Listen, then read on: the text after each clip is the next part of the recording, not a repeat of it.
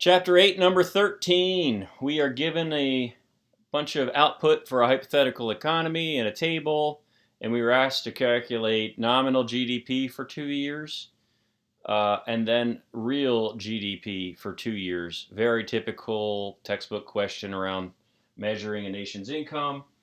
I've tried to copy the table here and summarize the questions here. So here we go. Nominal GDP is the output of the economy in current prices. So NGDP for 2017 is price times quantity summed at the bottom. So we have $2. And by the way, I labeled each of my dollars, each things that are prices, with a dollar sign. I find that a little helpful in going back and keeping track of what you're multiplying by what. You might want to do that if you're finding this difficult. So $2 at $2, 15 units were produced. That's $30 worth of units. I'm pretty sure. I don't put a dollar sign there. That'll confuse things. $200 each. 10 were produced. I believe that's $2,000 worth of that units were produced in that year. 40 times 5 is 200. 3 times 10 is 30. And a dollar times 40 is 40. And this sums to, I see 70, 270, 2270, 2300. And this is trillions of dollars, I think, or maybe it's billions of dollars, 2.3 trillion. I'm not sure of our units, but it doesn't really matter. We would just be adding zeros to the end. Nominal GDP in 2021, too simple. You might be confused at how simple this is, but real GDP is where it gets confusing. You know what, I just realized I better leave myself some space. Nominal GDP in 21, 80, 4 times 20. 10 times 250 is 2,500. That's another 200 there. I see 12. And 40. 52, 252. 2752 and 80. I'm trying to hold this thing up and think at the same time, and it's overwhelming for me. I'm getting 2832. So 2017 nominal GDP, 2,300. 2021 nominal GDP, 2832. That's pretty easy, I imagine, right?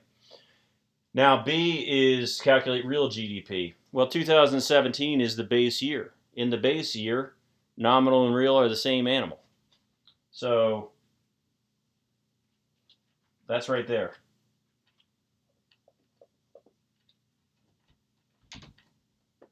(2017) real GDP is the same as 2017 nominal GDP because it's the base year. So we only have one real calculation to do. And it's over here. I left a little room in this column. Real GDP in 21 is the output of 21 times the base year prices. So I'm going to work with these prices over here and these quantities over here. That's the 2021 output, and we're going to use the base year prices. So real GDP in 2021 is this quantity times this price. That's 20 times 40. I'm sorry, 20 times 2 is 40. And this quantity times this price, 10 times 200 is 2,000. And this quantity, 4 times 40 is 160. 3 units were produced, but in base year prices they were $3. That's 9. And then 20 units were produced of this good. I didn't label the goods. They're in your book over there. It doesn't really matter. They could have been anything. This good, 20 units were produced at $1 each, and that's $20. And this sums to 29, 189, 2189, 2229 is what I'm getting off the top of my head, and that's what I got before. 2,229.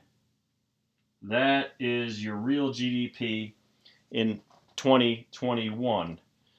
So the trick here is to take the output from the year that you're interested in and apply the base year prices to it. This question didn't ask something it could have. It could have asked us what real economic growth was compared to nominal economic growth, right? The economy in current year prices grew by $532.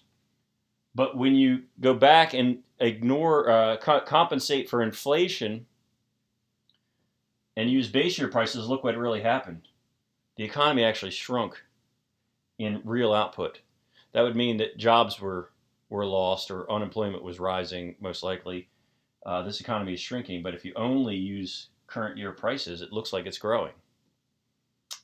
Sorry, I didn't ask that. That would be a good takeaway from this question.